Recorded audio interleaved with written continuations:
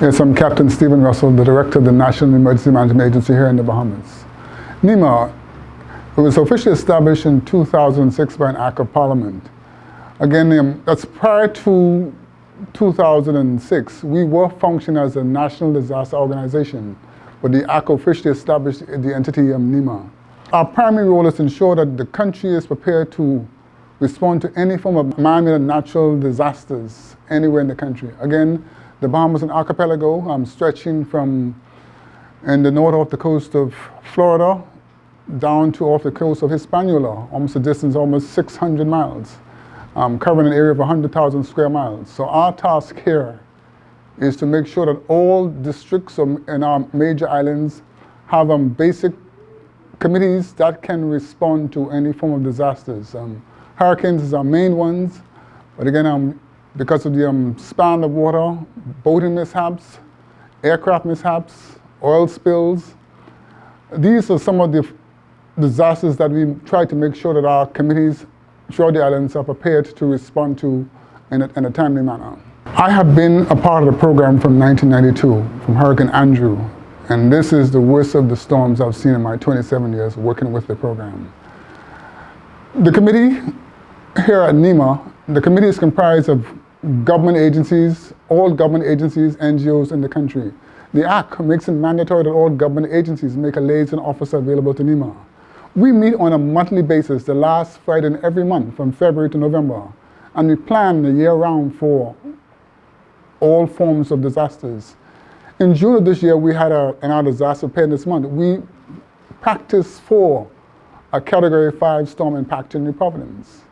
Unfortunately, fortunately for New Providence, but again, we were not expecting a Category 5 storm to impact any sector of the Bahamas this year, but the agencies of government were prepared to respond. Again, yes, on paper, prepared to respond is one thing, but you being on an island impacted by a Category 5 storm that would have stayed across your island for an excess of 36 hours at a slow pace of 1 mile per hour, we anticipated catastrophic damages, major destructions as we would have seen in both Abaco and Grand Bahama. I liken it to being in a washing machine and just being whipped and battered for 36 or more hours. Our homes are designed or built for basically a category 3, and you had a major Category 5 battering those islands for that period of time. So again, we anticipated catastrophic damages. Again, in hindsight, what we do different?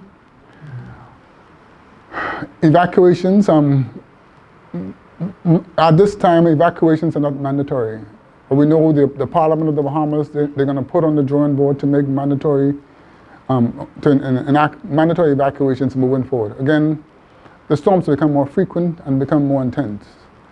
Over the past 5 years, you can imagine being battered by 4 major hurricanes category 3 and above.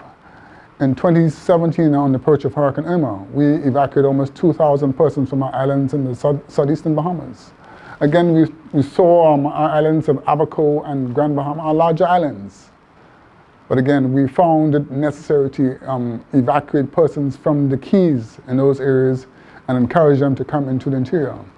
Again, the whole UN family, OCHA, and those persons, professionals in their own way, World Food Program, they were here in a timely manner to assist us and help us navigate through this difficult period in our country's history. Recovery can be a long time. We have quite a few kids out of school. We're trying to get back into school. We're trying to get our school programs back on track. There is the need to continue feeding persons for a while. So all these UN agencies and partners, again, we truly appreciate them.